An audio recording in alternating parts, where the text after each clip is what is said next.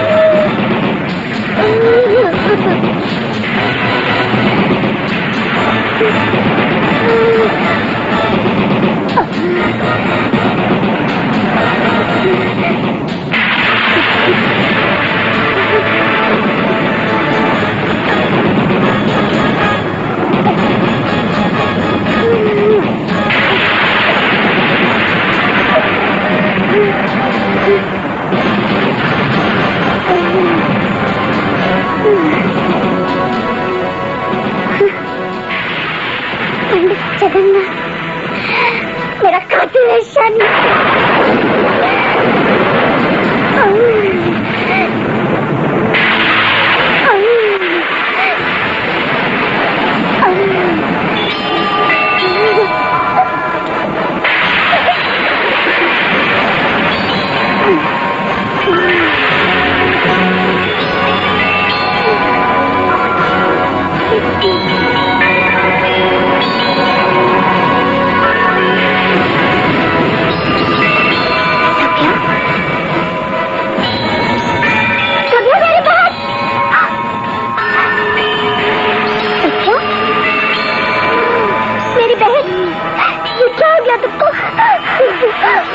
सभ्या, सभ्या, सभ्या, मेरी बहन। ये क्या हालत हुई सभ्या? कैसे हुआ ये सब? ये घातक हमला किसने किया? बोल। बोलो सभ्या। सभ्या, सभ्या, मंदिर में ये कत्ल किसने किया? बोल, वो कौन है? कहाँ है वो? बोलो सभ्या। हाँ हाँ, बोलो। पंडित जी। हाँ बोलो। बोल। बोलो सभ्या। पंडित जी। हाँ क्या?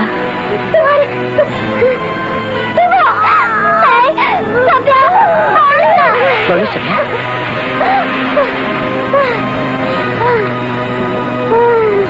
पंडित जी, ये बार बार आपकी तरफ संकेत कर रही बोल सभ्या, क्या बोल? सभ्या, ये मेरी तरफ इशारा करने का मतलब क्या है तुम्हारा? बोल ना सभ्या। बोलो सभ्या।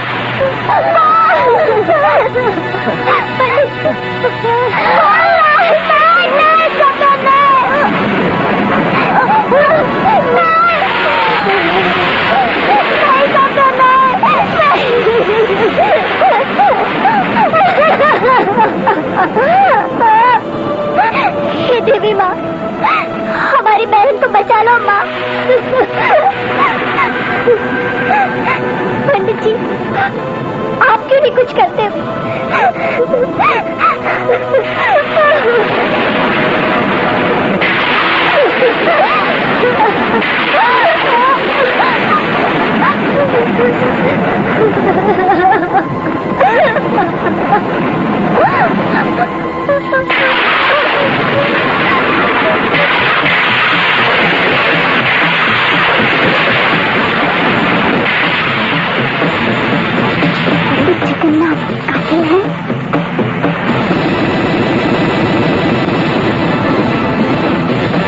पंडित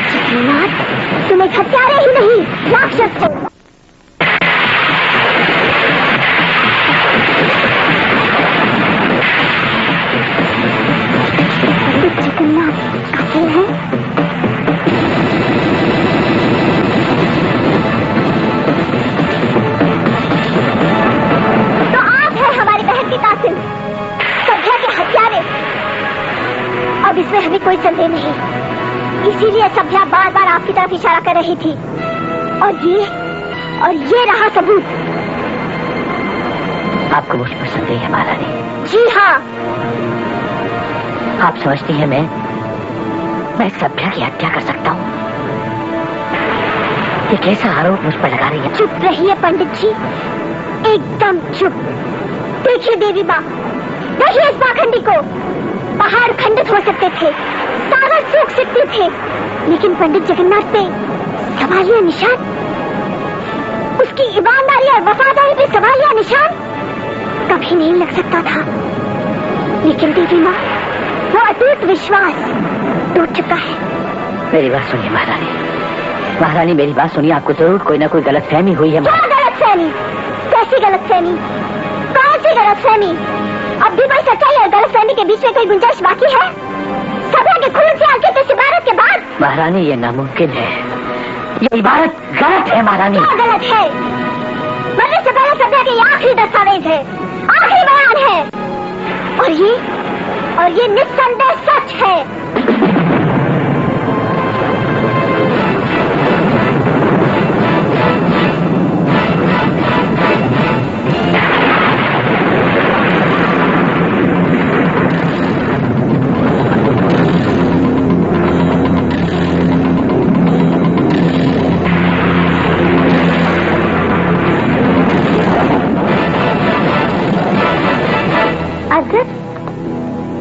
मुझे उम्मीद है कि मेरे दिए हुए लक्ष्य दीवार का इस्तेमाल तुमने अब तक बखूबी कर लिया होगा। तारा, तुम्हारी उम्मीद के मुकाम से 2 नहीं 10 कदम आगे जाकर अजगर तुम्हारी उम्मीद को उम्मीद से भी ज्यादा कारगर करता है। निशाना तो अब लगकर ही रहेगा तारा। महारानी, किसी दुश्मन ने मुझे निशाना बनाया है। यह इबारत आखिरी सत्य नहीं है महारानी, क्योंकि हो ही नहीं सकता कि मैं सभ्या की हत्या कर दूं। ताज्जुब है, लेकिन ये हुआ कैसे? एक पति ने अपनी पत्नी की हत्या कर दी। पत्नी? क्या आप क्या कह रहे पुजारी जी? हाँ महारानी जी, मैं सत्य कह रहा हूँ। इसी पवित्र मंदिर में पंडित जगन्नाथ ने सभ्या के साथ विवाह किया था। जगन्नाथ जी सभ्या के साथ विवाह किया था इस मंदिर में? नहीं महारानी, नहीं महारानी, ये षड्यंत्र है, सरासर आरोप है मुझ पर। महारानी, मैंने सभ्या को हमेशा एक बड़े भाई की नजर से देखा, अपनी बहन माना है उसे। तो क्या मैं झूठ बोल रहा हूँ? मेरी आंखों ने धोखा खाया है? पुजारी गंगाधर, वो इससे धोखा था। क्या महारानी, मैं इतना जघन्य पाप कर सकता हूँ? पंडित जगन्नाथ, आप क्यों सभ्या के साथ अपने गंधर्व विवाह से इनकार कर रहे हैं? वो पूर्णिमा की रात थी जब आपने माता के चरणों में सभ्या के साथ अपना विवाह संपन्न किया था। महारानी जी, मैं अकस्मात उस दिन यहाँ से गुजर रहा था। माता की चौखट पे कोई पुजारी क्या झूठ बोल सकता है? मैं उस विवाह का साक्षी हूँ। पंडित जगन्नाथ, तुम एक हत्यारे ही नहीं, मनुष्य के भेष में एक राक्षस हो, राक्षस, अमानुष हो।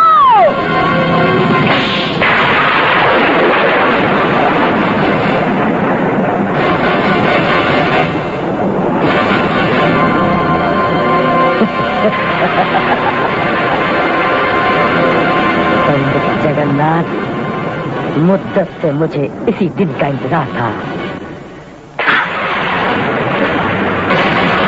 पंडित जगन्नाथ, तुम्हें सभ्या की हत्या की कीमत तो चुकानी ही पड़ेगी, और हमने फैसला किया है कि तुम्हें फौरन शाही हिरासत में ले लिया जाए, और अब तुम शाही हिरासत में हो।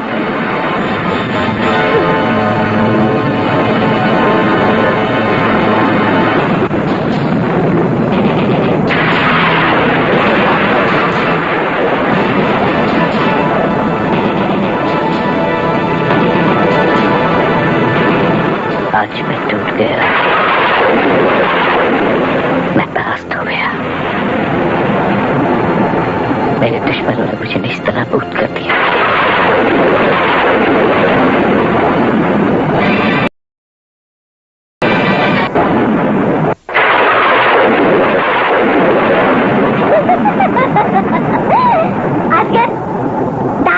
लक्ष्मी बाण तुम्हें देकर अपने खास और खास दुश्मन को नेस्त तो नाबूद कर दिया। और वो दुश्मन पंडित जगन्नाथ था। देखा तुमने, किस्मत हाथ की लकीरों से नहीं, हिम्मत की लकीरों से बनती है। यही होना था तारा, ये तयशुदा था। तारा की जिंदगी में तो सब कुछ तयशुदा है।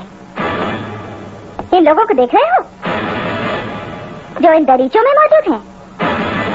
इन्होंने कभी तारा की इच्छाओं और महत्वाकांक्षाओं के आड़े आने की कोशिश की थी।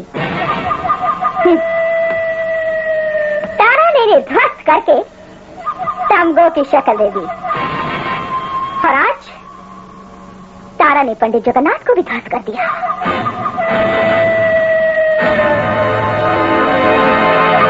और ये खाली जगह तुम्हारे आगमन का इंतजार कर रही है पंडित जगन्नाथ। तारा, इस दरीचे के इंतजार करती बाहों की बेकरारी को पंडित जगन्नाथ की लाश पुरसकून कर देगी तारा। और असगर, इस दरीचे के लिए मुझे सभ्या की लाश भी चाहिए। बेचारी महारानी ने पूरी इज्जत और बड़े सम्मान के साथ उसके अंतिम संस्कार का इंतजाम किया हुआ है। इसका मुझे पूरा एहसास है। फिर भी तुम्हें उसकी लाश को हासिल करना होगा। लेकिन तारा, सभ्या की लाश को हासिल करना कोई मामूली काम नहीं है। अगर ये काम तुम्हें ही करना होगा। ठीक है तारा, अजगर अपने तरीके से सभ्या के शरीर को तुम तक पहुंचाने का काम मुकम्मल करेगा। ये अजगर सभ्या के जिस्म को चिता पर से उठाकर लाएगा। चंद्रकांता की कहानी ये माना है पुरानी। नौकर विजयगढ़ में थी तकरार, नौकर कथा जो राजकुमार चंद्रकांता से करता था प्यार, चंद्रकांता से करता था प्यार।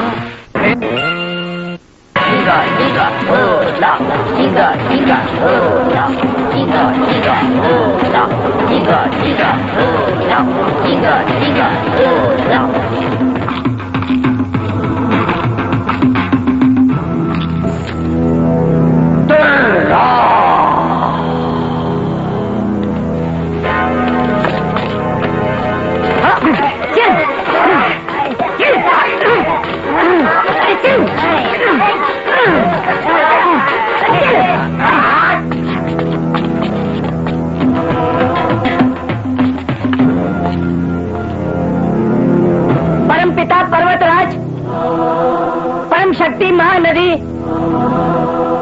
और अपने कबीले के सारे पुरखों की रूहों और आत्मा को हाजिर जानकर इन अपराधियों को दलपति देवता के सामने हाजिर करता हूँ। इसने शाकालपति पे हमला किया, कबीले के उत्तराधिकारी का खून बहाया, जिससे शाकालपति की मौत भी हो सकती थी। हुक्म दो दलपति देवता, इंसाफ करो, इंसाफ करो, इंसाफ करो, कानून के देवता इंसाफ करो, इंसाफ करो, इंसाफ करो, इंसाफ करो, इंसाफ करो, दलपति देवता इंसाफ करो, इंसाफ करो।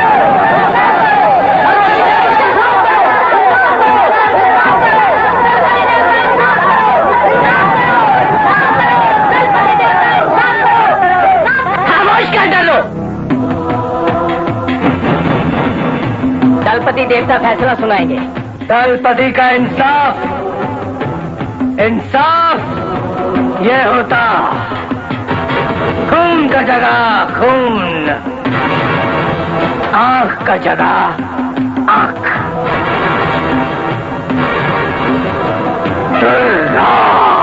इनका सजा है मौत।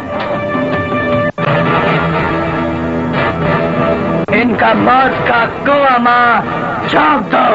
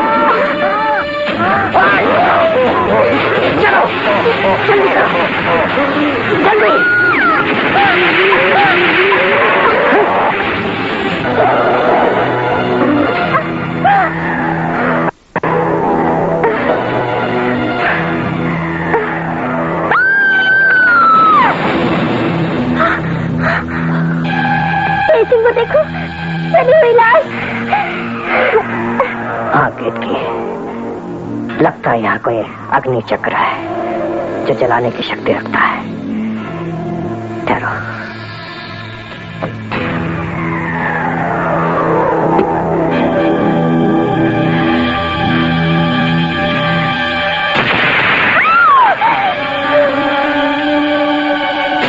देखा केके, हमें इन रोशनी की शतीरों से सावधान रहना पड़ेगा।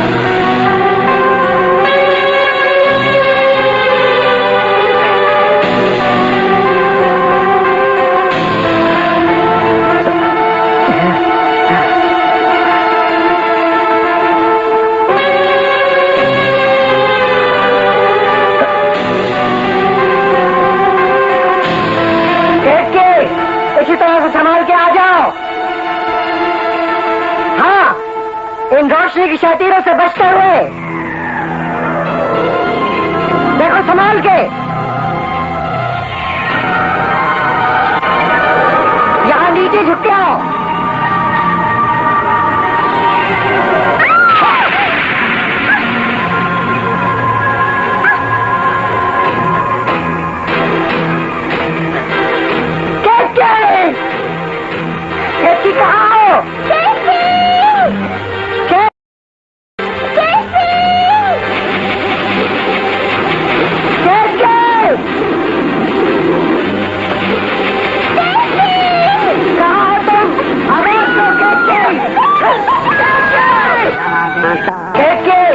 इसी तरह से संभाल के आ जाओ। हाँ, इन रोशनी की शतीरों से बचते हुए देखो, संभाल के। यहाँ नीचे झुक के आओ।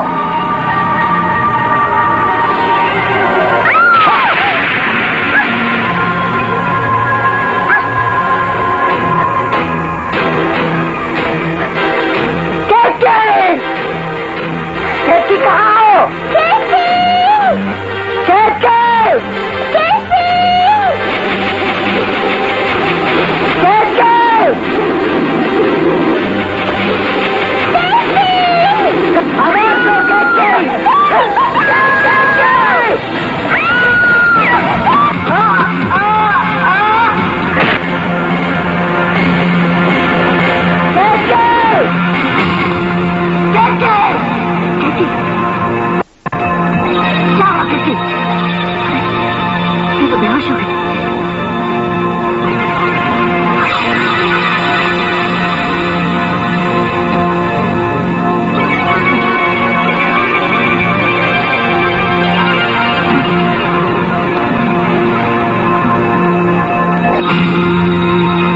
मंजरी के फूल यहाँ इस जगह, इनसे तो केतकी को होश में लाया जा सकता है।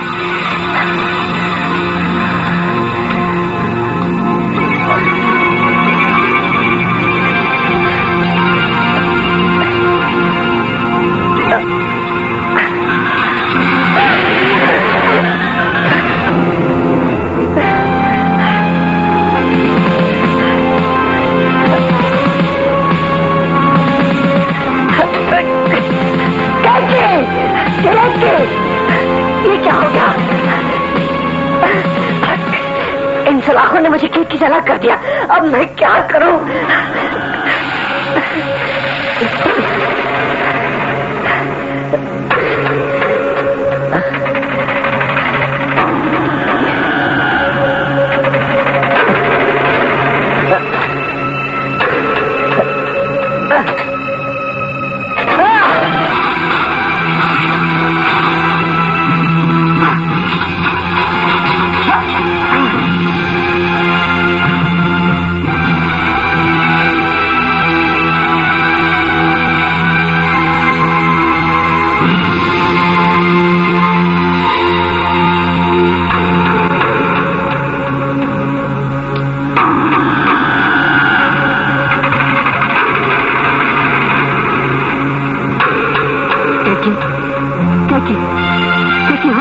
केतकी,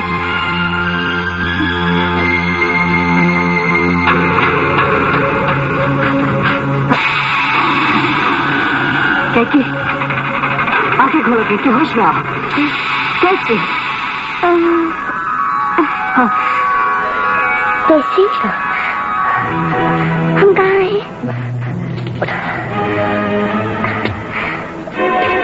ये क्या हो गया था? सवालों का वक्त नहीं है केतकी, हमें फौरन यहाँ से बाहर निकलना है। आओ, चलो। कितनी भयानक जगह है ये। हाँ केतकी, यहाँ कदम कदम पे खतरा है, हमें बहुत सावधान रहना पड़ेगा।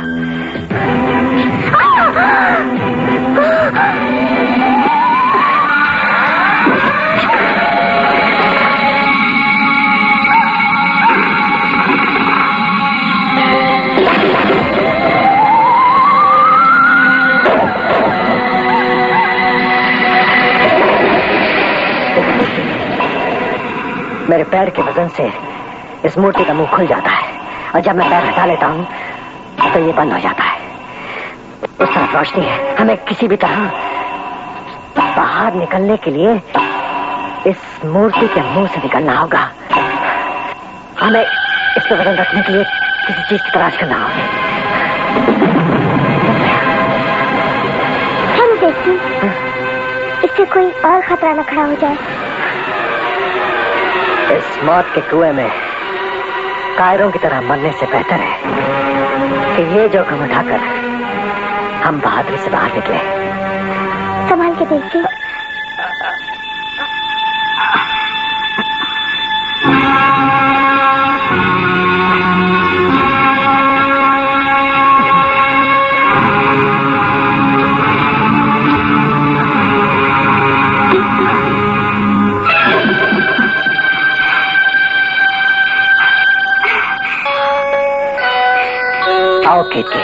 समझ गए।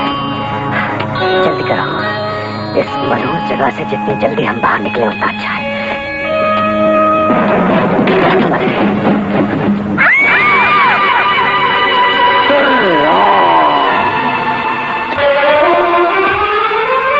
दलपति देवता, तुम फिर भागने का कोशिश किया, हिम्मत किया।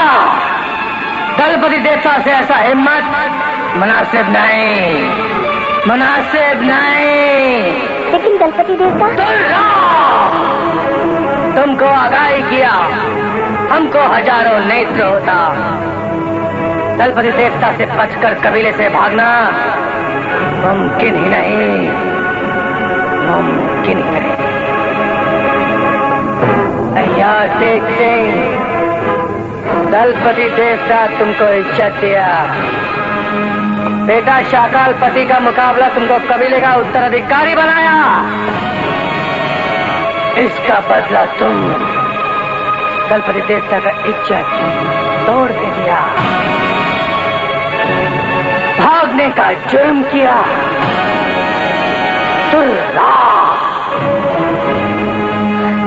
दलपति देवता, जिंदगी मौत के मामले में हर आदमी मौत से लड़ना और जीतना चाहता है।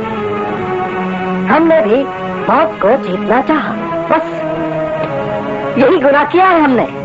गुनाह का सजा होता, कबीले का धर्म होता। तुम गुनाहगार है, तुमने घुसपैठिए का गुनाह किया, शाकाल पति से खून खराबे का गुनाह किया, और तुम सजा तोड़ने का भी गुनाह किया। इससे दलपति की इज्जत का खून होता। अब तुमका कौन सा सजा दिया जाए? बोल डालो। हमें माफ कर दीजिए दलपति देवता, हमारे गुनाह को माफ कर दीजिए। नहीं, कबीला माफ नहीं करता। ऐसा गुनाह को कबीले का कानून कभी माफ नहीं करता। तुम हमें माफ करोगे, इसकी उम्मीद हमें तुमसे नहीं है। इंसानियत क्या चीज है इसका तमीज ही नहीं है, तुम जानते नहीं हो। सिंह, अपने आप पे काबू रखिए। बीच में दखल मत दो। आप दलपति देवता से माफी मांग लीजिए। नहीं, कर लेंगे जो चाहे। हाँ, कर ले जो चाहे। मौत की सूली बिछा दे, लेकिन हम वही करेंगे जो हमें करना होगा, क्योंकि हम बार बार जिंदगी के लिए जद्दोजहद करेंगे, क्योंकि मौत से ज्यादा जिंदगी जरूरी है। और अब हम इनकी इज्जत नहीं करते, क्योंकि इनके सीने में तो इंसान का दिल ही नहीं है। वैश्य और हैवान है ये सब के सब। तुर्रा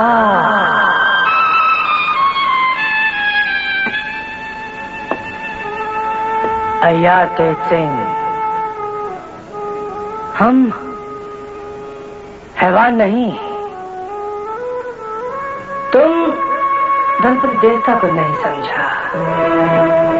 हम इंसान से बड़ा इंसान होता, इंसान से ज्यादा बड़ा दिल रखता। तेज सिंह, हम तुमका सारा गुनाह माफ किया, जिंदगी दिया। अय्या तेज सिंह, कबीले का खूंखार लोगों का आने से पहले यहाँ से फरार हो जाओ। जाओ। दलपति देवता,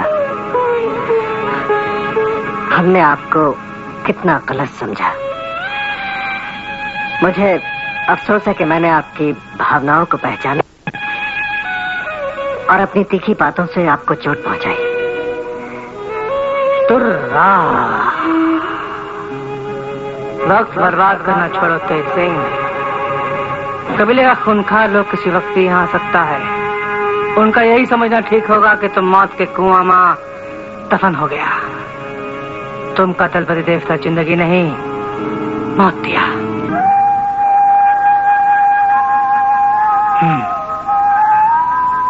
आज का बाद अपना शक्ल यहाँ दलपति देवता को कभी नहीं दिखाना। यहाँ तुमको कोई तकलीफ होता, दलपति देवता उसे बर्दाश्त नहीं करता।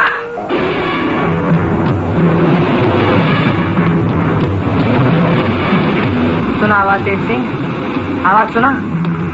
कबीले का खूंखार लोग कभी भी यहाँ आता। वक्त नहीं है, फरार हो जाओ, जाओ।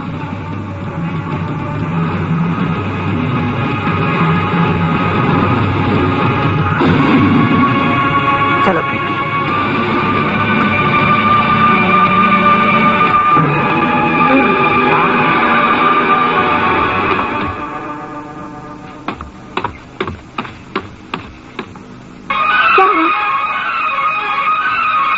तो यहीं रुको, मैं भी आता हूँ।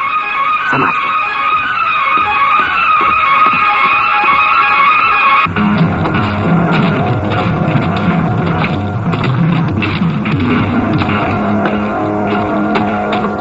दलपति देवता नहीं सकते, और वो भी सभी सकते। ऐसा हो ही नहीं सकता। पंडित जी ने ऐसा नहीं किया हो। आखिर क्यों? पंडित जी चुनाव घर के वफादार और जिम्मेदार इंसान है। और क्या? नहीं नहीं, ऐसा हो ही नहीं सकता। आज पंडित जी को मौत की सजा से बचाने के लिए बद्रीनाथ जी भी मौजूद नहीं है। ये तो इत्तेफाक की बात है। बद्रीनाथ जी को जब तोप से उड़ा देने का हुक्म हुआ था तो पंडित जी ने उसकी जान बचाई थी। हाँ, पंडित जी ने बद्रीनाथ जी का सारा दोस्तों को अपने ऊपर ले लिया। ये हम लोगों की बदकिस्मती है कि पंडित जी को आज सजा से कोई नहीं बचा सकता। आपको यहाँ इस हालत में देखकर मन दुख से भर जाता है। आपका इस बंदी गृह में होना पंडित जी आपका नहीं, इस चिनारगढ़ का दुर्भाग्य है। मायूस मत हो जाए। भाग्य और दुर्भाग्य समय की नदी के दो किनारे हैं। नदी के पानी को भाग्य और दुर्भाग्य के तटों से हमेशा ही टकराना पड़ता है।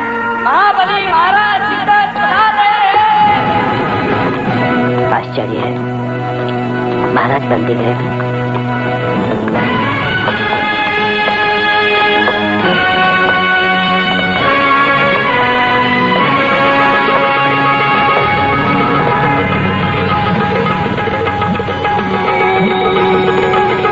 शिवदत्त को एकांत चाहिए।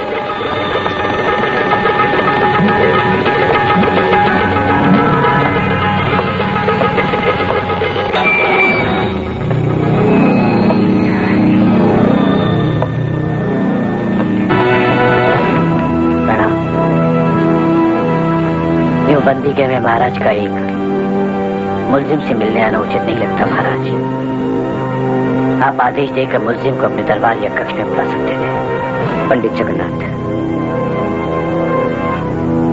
तुम शिवदत्त की निगाहों में न तो मुलजिम हो और न ही मुलाजिम। तुम तो हमेशा शिवदत्त के लिए वफादारी की मुजस्सिम चट्टान की तरह हाजिर रहे हो। शिवदत्त को यकीन नहीं होता कि तुम जैसे आदर्शवादी, सत्यवादी, उसूलों पर चलने वाले इंसान के कदम कभी लड़खड़ा भी सकते हैं। और तुम्हारी यही कदम तुम जुर्म के कीचड़ में घसीट कर ला भी सकते हैं। महाराज, आपका यकीन मेरे कदमों और मेरे वजूद की ताकत है, और उसी यकीन के सामने सर झुकाकर मैं कहता हूँ महाराज, मेरे कदम बिल्कुल पाक और साफ है। गलत बयानी, जुर्म और जालसाजी का ये कीचड़ मुझ पर उछाला गया महाराज। पंडित जगन्नाथ, तुम पर इल्जामों का कीचड़ उछालने की जरूरत कौन कर सकता है? मेरा वही दुश्मन जिसके खिलाफ सभ्या को सबूत बनाकर मैं आपके सामने पेश करना चाहता था महाराज। तुम्हारे उस दुश्मन का नाम तारा। तारा। पंडित जगन्नाथ, तुम्हारे मुताबिक तुम खुद इस वक्त इल्जामों का शिकार हो। तुम्हारी तरह साजिश वाली बात तारा के लिए भी एक इल्जाम हो सकता है। इसलिए इल्जामों के अलावा शिवदत्त को ठोस सबूत चाहिए। ये मेरा दुर्भाग्य है महाराज। सारे ठोस सबूत सभ्या के साथ ही दफन हो चुके हैं, लेकिन दफन होने से पहले सभ्या के खून ने तुम्हारे खिलाफ सबूतों की एक फहरिस्त दर्ज कर दी। वो सबूत नहीं महाराज, वो गलतफहमी है या फिर जालसाजी है महाराज, जिसकी वजह से मुझ पर यह अन्याय हुआ है। पंडित जगन्नाथ, महारानी कलावती के फैसले और आदेश पर कोई भी तहमत लगाना शिवदत्त को मंजूर नहीं, लेकिन तुम्हारे लिए शिवदत्त के दिल में जो जगह है, जो इज्जत है, उसके शिवदत्त तुम्हें 2 दिन का वक्त देता है ताकि तुम अपने बचाव के हक में जो सबूत पेश करना चाहो कर सकते हो, और इस काम के लिए तुम किसी की मदद भी ले सकते हो। महाराज, मैं आपका शुक्रगुजार हूं कि आपने मुझे बेगुनाह साबित होने का अवसर दिया। अगर इस अवसर का फायदा नहीं उठाया पंडित जगन्नाथ, तो तुम्हें शिवदत्त के फौलादी फैसले का सामना भी करना पड़ेगा, और वो है मौत।